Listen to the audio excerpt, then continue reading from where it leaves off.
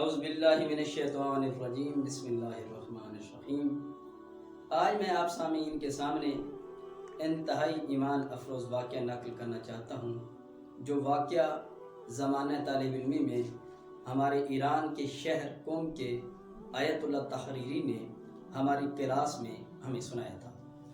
تو اس سے پہلے میں خواہش کروں گا کہ اس واقعے کو شیئر بھی کیا جائے اور چینل کو سبسکرائب بھی کیا جائے، تاکہ اس طرح کے ایمان افروز واقعات سے آپ اور آپ کے احباب محظوظ ہوتے رہیں۔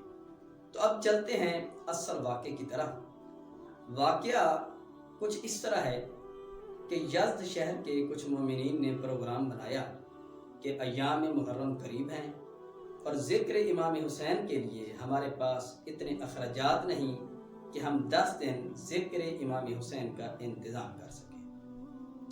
تو اس مقصد کے لیے انہوں نے سوچا کہ کچھ چندہ، کچھ پیسے، کچھ نظر نیاز اکٹھی کرتے ہیں تاکہ 10 دن ذکر امام حسین علیہ السلام بآسانی کیا جا سکے۔ تو انہوں نے چندہ مہم شروع کی۔ تو جب ایک مومن کے پاس پہنچے، اس سے چندہ لیا، تو وہ کہتا ہے کہ میں آپ کو مشورہ دیتا ہوں کہ آپ اس شہر یزد کے تاجر کے پاس جائیں۔ وہ امام حسین علیہ السلام کا بڑا عقیدت مند ہے، بڑا حبدار ہے، یقیناً آپ کی پذیرائی بھی کرے گا اور آپ کی کما کو مدد بھی خاطر خواہ کرے گا۔ تو یہ لوگ جب اس تاجر کے پاس پہنچے تو اس نے پوچھا کہ آپ لوگوں کا ایام عزا کا ٹوٹل کتنا خرچہ بنتا ہے؟ تو انہوں نے اگر 2 لاکھ بنتا تھا تو انہوں نے 4 لاکھ بتائے۔ مقصد کیا تھا کہ زیادہ بتائیں گے تو کم از کم آدھی مقدار بھی اگر ہمیں دے گا تو ہمارے ایام عزا بآسانی گزر سکتے ہیں۔ تو انہوں نے جب 4 لاکھ اسے کہا تو وہ شخص اس زمانے کی جو رسیدیں تھیں وہ رسید لے کے آیا اور ان کے سامنے رکھ کے کہتا ہے کہ جتنی رقم چاہیں آپ پر کر لیں، میں دستخط کر دوں گا۔ تو وہ اندر چلا گیا۔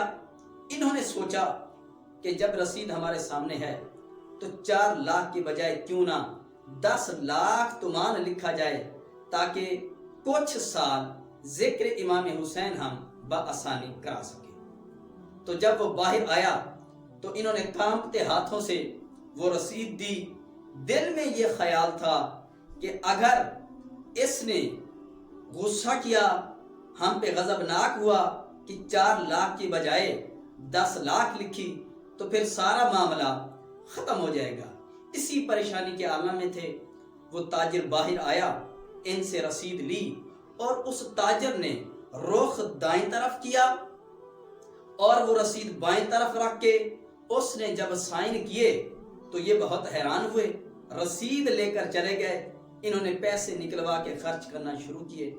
ٹھیک اگلے سال اب یہ سوچ رہے ہیں کہ کاش اس سال بھی ہم اس تاجر کے پاس جاتے تو یقیناً ہماری خاطر خواہ حکم کرتا۔ یہ سوچ ہی رہے تھے کہ انہیں کہیں سے اطلاع ملی کہ فلاں تاجر جو یزد کا بہترین اور ثروت مند تاجر تھا وہ فوت ہو گیا ہے۔ تو یہ بہت حیران ہوئے اور اب یہ سوچ رہے ہیں کہ نہ جانے کیسا انسان تھا۔ امام مظلوم کو تو بہت مانتا تھا، بہت عقیدت مند تھا، شاید اس کی نجات امام حسین علیہ السلام کے ذریعے ہو جائے۔ تو یہ سوچ ہی رہے تھے۔ سوچتے سوچتے جب یہ سوئے تو عالم خواب میں ان 3 بانیوں کو جو مجالس عزا کے منتظم تھے، عالم خواب میں یہ تاجر ملا اور انہوں نے پہلا سوال یہ کیا کہ اے تاجر، ذرا یہ بتا اللہ نے تیرے ساتھ کیا معاملہ کیا؟ تو یہ کہتا ہے معاملہ کیا ہونا تھا؟ میرا نام اعمال مختلف مقامات سے چیک ہوتا ہوا، جو آخری مقام تھا وہ امام حسین علیہ السلام تھے۔ جب ان کے پاس اٹیسٹیشن کے لیے، سگنیچر کے لیے پہنچا تو میں پریشان تھا کہ شاید میرا اعمال نامہ دیکھ کر امام حسین علیہ السلام کہیں گے کہ اگر تو ہمارا حبدار تھا تو تمہیں اس طرح کے کام نہیں کرنے چاہیے تھے۔ یہ کہتا ہے کہ میں سوچ ہی رہا تھا کہ فرزند بطول نے اپنا رخ انور دائیں طرف کیا، میرے رجسٹر کو بائیں طرف رکھا اور میرے رجسٹر پر سائن کر کے مجھے رجسٹر دے کر کہتے ہیں کہ اے یزد کے تاجر، تو دنیا میں بیٹھ کر جب ہمارے اخراجات کے لیے رسید کو دیکھ کر دستخط نہیں کرتا تو میں تو فرزند بطول ہوں، میں تو فرزند علی ابن ابی طالب ہوں، تجھ سے کئی گنا سخی ہوں، میں کس طرح تیرا نامہ اعمال دیکھ کر سائن کرتا؟